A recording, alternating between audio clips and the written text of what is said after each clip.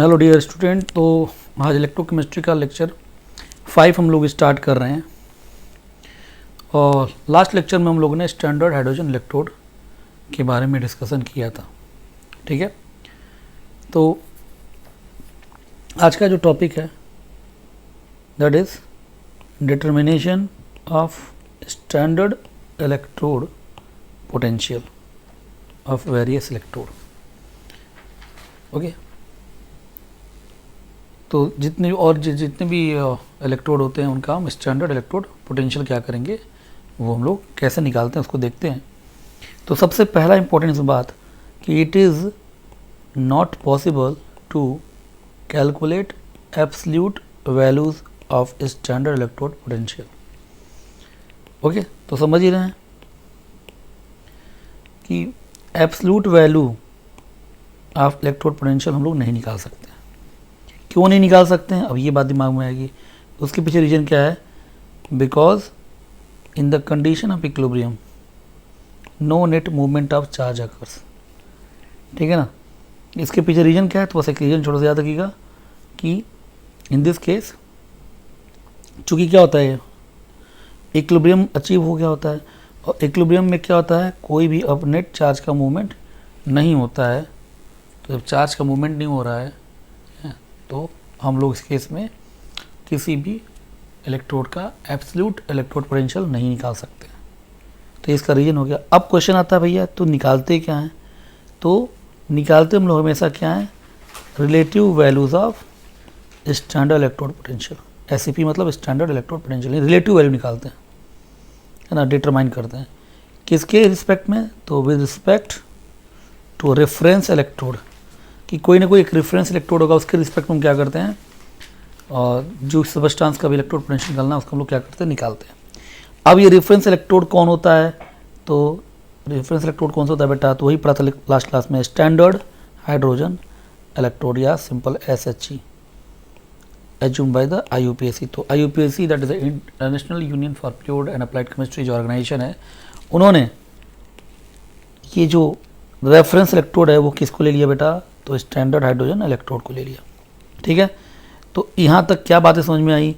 पहली बात कि हम एब्सोल्यूट वैल्यू नहीं निकालते हैं, क्या निकालते हैं, रिलेटिव वैल्यू। ठीक है ना, और रिलेटिव वैल्यू किसके रिस्पेक्ट में निकालते हैं? तो कोई रेफरेंस इलेक्ट्रोड होता है, और रेफरेंस इलेक्ट्रोड कौन सा हम लोग लेकर चलते हैं? स्टैंडर्ड हाइड्रोजन इलेक्ट्रोड, जो कि IUPAC ने क्या किया, एज्यूम कर लिया। यहाँ तक हो गया? ठीक है, अब फॉर एग्जांपल, अब एक एग्जांपल से हम समझते हैं कि कैसे आखिरकार हम लोग इलेक्ट्रोड स्टैंडर्ड इलेक्ट्रोड पोटेंशियल निकालते हैं। तो वही है determination of standard and oxidation potential of Zn से Zn+2। तो यहाँ पे हम ऑक्सीडेशन निकाल रहे हैं, ऐसे हम रिडक्शन भी निकाल सकते हैं। ठीक है ना, तो कैसे है? तो सेटअप देख लीजिए क्या है कि भैया देखिए यहाँ पर क्या है, आप ये देख रहे हैं, ये जो पार्ट क्या है, ये आपका एनोडिक हाफ सेल है जिसमें जिंक का इलेक्ट्रोड है। ठीक है ना, और इधर क्या लिया आपने? तो that is your standard hydrogen electrode. तो ये आपका रेफरेंस इलेक्ट्रोड है, ये आपका रेफरेंस इलेक्ट्रोड है, और इसके रिस्पेक्ट में आप क्या कर रहे हैं, जिंक का हम लोग ऑक्सीडेशन पोटेंशियल निकालेंगे। अब इसी को मैं अगर इस फॉर्मेट लिखूँ तो देखिए वही चीज़, जिंक से जिंक सल्फेट, ये आपका एनोड, चूँकि स्टैंडर्ड कंसनट्रेशन 1 मोलर है, और हाइड्रोजन इलेक्ट्रोड लिख दिया है H+H2 और प्लेटिनम, ये हाइड्रोजन इलेक्ट्रोड है, और H+ का कंसनट्रेशन 1 मोलर और प्रेशर 1 atm। क्यों? Because this is the standard हम लोग निकालने जा रहे हैं। ठीक है, तो वही जैसे हम लोग क्वेश्चन करते हैं कि एनोड कौन है, जिंक है, तो जिंक का देखिए बेटा ऑक्सीडेशन हो रहा है। ये जिंक का ऑक्सीडेशन पोटेंशियल मान लिया मैंने कितना है, वो x वोल्ट है। कितना मान लिया बेटा? x वोल्ट है। और फिर कैथोडिक रिएक्शन का ये हाइड्रोजन का रिडक्शन हो रहा है H+ आयन का, और आपको पता है स्टैंडर्ड पोटेंशियल क्या होता है इसका, वो 0 होता है। ठीक है ना, हाइड्रोजन इलेक्ट्रोड का। यहाँ तक हो गए। अब हमने ये नेट सेल रिएक्शन लिखा, तो ये नेट सेल हो गया, और ये क्या गया, ई नॉट सेल, कितना, x वोल्ट। ओके, तो ये जो x वोल्ट है ये क्या है, that is oxidation potential of zinc with respect to hydrogen. Okay, अब next equation, E cell is equal to E naught cell, ये नेक्स्ट इक्वेशन में लिख लिया ऐसे। अब ये वैल्यू पुट कर देंगे तो ई सेल की वैल्यू क्या होगी, यहाँ दैट इज log 1 है, साथ में log 1 0 होता है, टर्म 0 हो जाएगा, तो ई सेल निकल कर आ गया कितना बेटा, x। ठीक है ना, अब ई सेल की वैल्यू जो x हम लोग ये इक्वेशन ला रहे हैं, तो वो बेसिकली हम लोग क्या करेंगे, चूँकि यही सेटअप है, ये सेल है, तो यहीं क्या लगा देंगे, एक हम लोग लगा देंगे क्या, एक डिवाइस होती है, इसको बोलते हैं वोल्ट मीटर। तो वोल्ट मीटर का क्या काम होता है, वोल्टेज मेजर करता है। तो ये जो यहाँ क्या लगा देंगे, वोल्ट मीटर, तो वोल्ट मीटर की रीडिंग आएगी जिसमें हमको क्या जाएगी, एक्स की वैल्यू क्या हो जाएगी बेटा, पता चल जाएगी। और वो एक्स की वैल्यू निकल कितनी आती है, तो 0.76 वोल्ट। तो ये वैल्यू यहाँ से वोल्ट मीटर से निकल कर आ गई है। तो ई सेल वो एक्स है और ई सेल कितना होगा, that is a simple x, और वो कितना है 0.76 वोल्ट। ठीक है ना। तो इस वजह से एक्सपेरिमेंटली क्या आ गया आपका, oxidation potential of, standard oxidation potential of zinc निकल कर आ गया। अब रिडक्शन क्या होगा, ये रिडक्शन है तो क्या हो जाएगा सिंपल, वो -10। तो जैसे ऑक्सीडेशन निकाल देंगे तो बस उसमें साइन चेंज कर देंगे तो क्या बन जाएगा, स्टैंडर्ड रिडक्शन पोटेंशियल, है ना, पढ़ रखा है ना। Standard oxidation potential is equal to standard reduction potential, बस क्या होगा, साइन क्या हो जाएगा बेटा, चेंज हो जाएगा। तो इस तरीके से क्या है, हर एक इलेक्ट्रोड का हम लोग क्या करते हैं, स्टैंडर्ड इलेक्ट्रोड पोटेंशियल निकाल सकते हैं, चाहे वो ऑक्सीडेशन हो चाहे रिडक्शन हो, विद रिस्पेक्ट टू क्या, हाइड्रोजन। यहाँ तक कोई दिक्कत, तो ये तरीका होता है। तो ऐसे ही क्या किया गया है, सारा का सारा सारे के सारे सबस्टांस का electrode potential, standard electrode potential क्या किया गया है, निकाला गया है, और उससे एक सीरीज बन जाती है, उसी का नाम क्या है, इलेक्ट्रोकेमिकल सीरीज। तो अगला जो टॉपिक है that is the electrochemical series, simply ECS। Okay, तो क्या होता है, series obtained when elements are arrange in increasing order of their standard reduction potential is known as ECS, है ना। कि हर एक सबस्टांस का क्या कर दिया, हर एक सबस्टांस का हमने क्या निकाल दिया, स्टैंडर्ड रिडक्शन पोटेंशियल निकाल दिया, और उसी बेसिस पर उनको अरेंज कर दिया इन इंक्रीजिंग ऑर्डर। तो इस अरेंजमेंट का नाम क्या होता है, ऐसे ऑर्डर को क्या बोलते हैं, ECS मींस इलेक्ट्रोकेमिकल सीरीज। कैसे निकालते हैं वो भी जस्ट मैंने इसके ऊपर आपको बताया, डिटर्मिनेशन ऑफ स्टैंडर्ड, ठीक है, इलेक्ट्रोड पोटेंशियल कैसे निकालते हैं वो डिस्कस किया। उसी के अरेंजमेंट को क्या बोल देते हैं, ECS बोल देते हैं। ओके, तो एक तो ये बात। दूसरा चीज की this series gives relative value of SRP and that are related to hydrogen. तो ये बात कर रहा है कि सीरीज क्या है, किसके बेसिस पे, relative values of standard reduction potential, किसके रिस्पेक्ट में, तो हाइड्रोजन के रिस्पेक्ट में। अब देखिए ये वो सीरीज है ना, तो this is the series standard electrode potential. Okay, अब यहाँ पे आप देख ही रहे हैं कि इधर क्या है, ये सब क्या हो रहा है, सब में देखिए रिडक्शन हो रहा है, इलेक्ट्रॉन का गेन हो रहा है, तो ये पूरा क्या रिडक्शन हो रहा है, Fe2 Fe- बना, कोबाल्ट प्लस ए कोबाल्ट +2 बना, तो सभी क्या रिडक्शन है। और ये E0 क्या है, तो ये बेटा क्या है, तो दिस इज योर, चूँकि रिडक्शन प्रोसेस है तो ये क्या होगा, स्टैंडर्ड रिडक्शन पोटेंशियल। और जैसे जैसे डाउन द ग्रुप जा रहे हैं नीचे की तरफ, तो स्टैंडर्ड रिडक्शन पोटेंशियल भी क्या होता जा रहा है, देखिए घटता जा रहा है। समझ में आ रहा है। तो ये आपका इसी को क्या बोलेंगे, इलेक्ट्रोकेमिकल सीरीज, जिसमें हमने क्या कर दिया है, रिडक्शन पोटेंशियल का डिक्रीमेंट का ये क्या है आपका ऑर्डर है। ओके, यहाँ तक क्लियर। तो ये सारी वैल्यूज ऐसे दे रखी हैं, ये आपको वैल्यूज याद नहीं करनी है। इसमें देखिए हाइड्रोजन का जो रेफरेंस है आपका, तो इसका क्या है आपका, देखिए 0 है, तो ये मान के चल रहे हैं। तो इसी के रिस्पेक्ट में क्या है, ये सारे के सारे सबस्टांस के हम लोगों ने स्टैंडर्ड इलेक्ट्रोड पोटेंशियल क्या किया है, वो कैलकुलेट करते हैं। यहाँ तक क्लियर। ओके, अब इसमें जैसे एक जो ये लिख रखा है, increasing strength of reducing agent, या नीचे की तरफ क्या हो रहा है, इंक्रीज कर रहा है रिड्यूसिंग नेचर, ऊपर की तरफ ऑक्सीडाइजिंग नेचर क्या हो रहा है, इंक्रीज कर रहा है। तो ये अभी हम लोग एप्लीकेशन ऑफ इलेक्ट्रोकेमिकल सीरीज के में अभी हम लोग डिस्कस करेंगे। तो फिलहाल ये चीज़ समझ में आ गया कि यही क्या आपके हैं, these all are the standard reduction potential. और रिएक्शन को उल्टा कर देंगे तो वो ऑक्सीडेशन प्रोसेस हो जाएगा, तो सबका साइन क्या कर जाएगा, चेंज कर जाएगा, और वो क्या होगा, that is the standard oxidation potential. यहाँ तक क्लियर। अब एप्लीकेशन ऑफ ECS पे आते हैं। इलेक्ट्रोकेमिकल सीरीज का क्या एप्लीकेशन है। तो पहला एप्लीकेशन देखिए, higher the SRP of substance more will be the tendency to be reduce and hence substance will be stronger oxidising agent. क्या कहना चाह रहा है कि एसआरपी अगर क्या है, आप ऐसे समझिए कि एसआरपी अगर ज़्यादा है तो डेफिनेटली इलेक्ट्रॉन गेन करने की टेंडेंसी भी क्या होगी, वो भी ज़्यादा होगी। इलेक्ट्रॉन गेन कर रहा है यानी खुद इलेक्ट्रॉन गेन कर रहा है, दूसरे को क्या कर रहा है, ऑक्सीडाइज कर रहा है, तो ऐसे को क्या बोलते हैं, ऑक्सीडाइजिंग एजेंट। तो मोटा मोटा यही बात निकल कर आया कि जिसकी एसआरपी ज़्यादा है वो उतना ही बढ़िया क्या होगा, ऑक्सीडाइजिंग एजेंट होगा। अब इस फिर से इसमें आते हैं, इसमें एसआरपी सबसे ज़्यादा किसका है, तो दिख रहा है साफ साफ एसआरपी मैक्सिमम किसका है, तो F2 का है। तो इसके हिसाब से F2 क्या होगा, स्ट्रॉन्गेस्ट ऑक्सीडाइजिंग एजेंट। और अब देखिए भी यहाँ पर increasing strength of oxidising agent, तो ये जिसका एसआरपी क्या है, ज़्यादा है, वही सबसे बढ़िया क्या है, ऑक्सीडाइजिंग एजेंट, यही तो है। तो देखिए F2 क्या है, स्ट्रॉन्गेस्ट ऑक्सीडाइजिंग एजेंट। कोई दिक्कत, ओके। अब दूसरा सेकेंड जो प्रॉपर्टी है कि लोअर एसआरपी लोअर यानी चार्ज पर एसओपी क्या होगा, मैक्सिमम होगा। एसआरपी मतलब स्टैंडर्ड रिडक्शन पोटेंशियल, एसओपी मतलब स्टैंडर्ड ऑक्सीडेशन पोटेंशियल। तो एसआरपी जिसका लो होगा,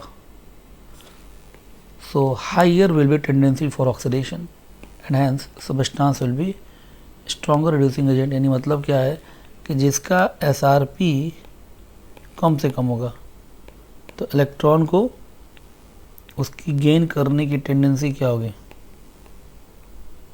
कम होगी, या बोलिए इलेक्ट्रॉन लॉस करने की टेंडेंसी क्या होगी, ज़्यादा होगी। तो जाहिर सी बात इलेक्ट्रॉन लॉस कर रहा है यानी दूसरे को क्या कर रिड्यूस करेगा, तो उतना ही बेटर क्या होगा, रिड्यूसिंग एजेंट होगा। यानी जिसकी एसआरपी, अब मोटा मोटी बात क्या है, जिसकी एसआरपी कम है वो उतना ही बेटर रिड्यूसिंग एजेंट। अगेन इसमें देखें कि एसआरपी सबसे कम किसकी दिख रही है, तो ये तो दिख रही है,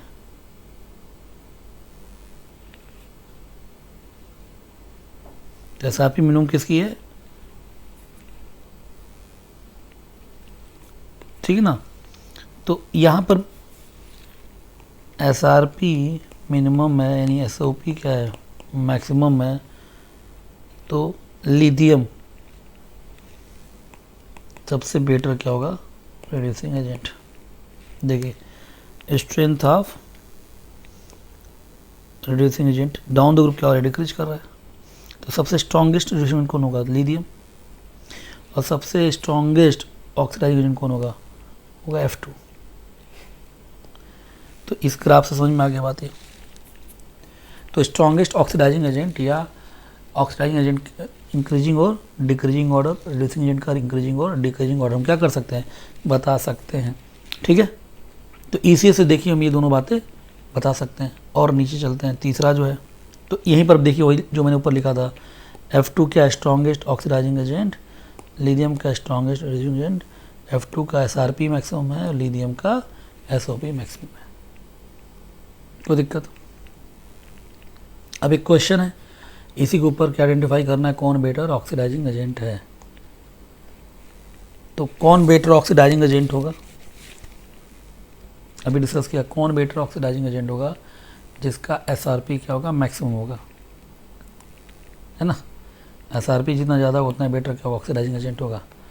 तो अब आप देख लीजिए MnO4 माइनस और डाइक्रोमेट में कौन बेटर ऑक्सीडाइजिंग एजेंट है।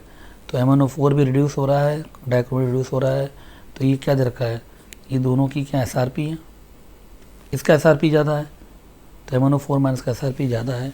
तो कौन बेटर ऑक्सीडाइजिंग एजेंट होगा, तो वर्बल उत्तर है कि MnO4 माइनस ही क्या होगा, MnO4 माइनस इज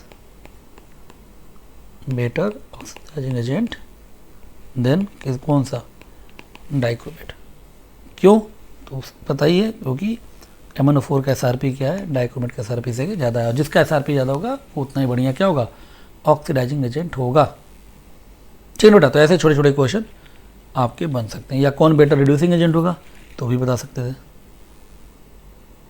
तो दिक्कत। अब अगला जो है कि और क्या इससे मिल सकता है इंफॉर्मेशन ईसीएस से, तो for construction of galvanic cell को बनाने के लिए हम गैल्वेनिक सेल में क्या चाहिए होता है, एनोड और कैथोड। एनोड कौन चूज करे, तो एनोड वही होगा जो सबसे ऊपर होगा सीरीज में।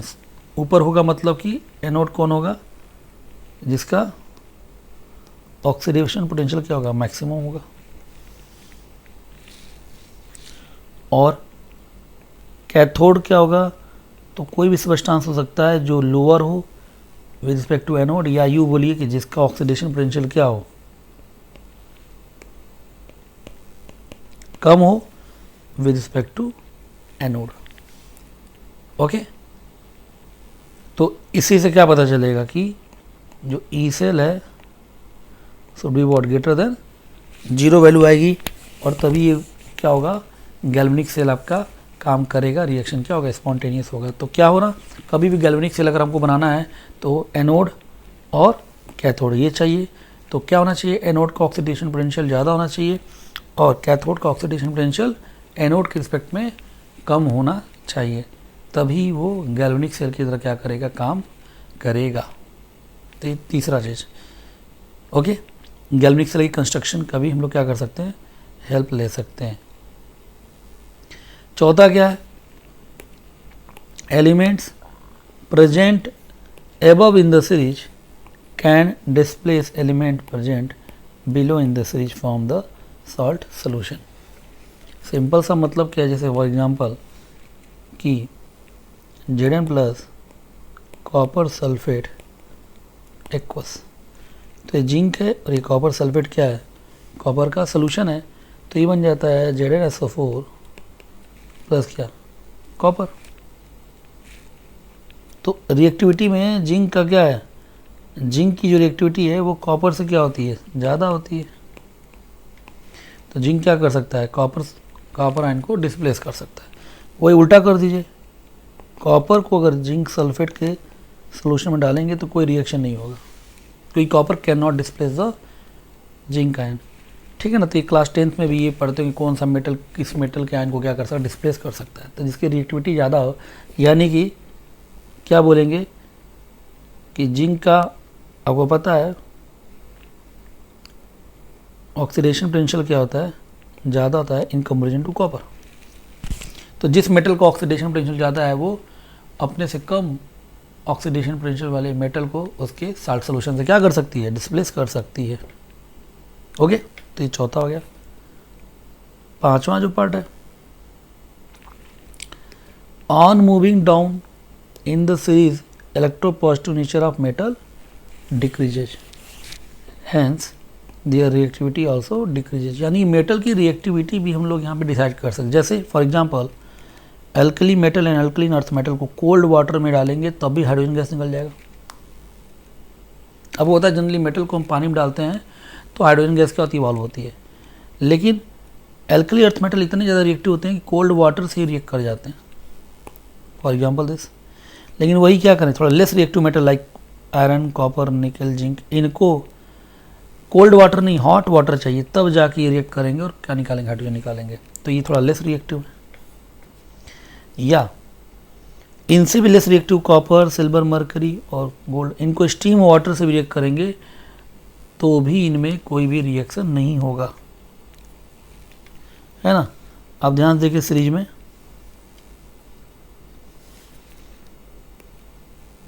हाइड्रोजन के नीचे वाले जो हैं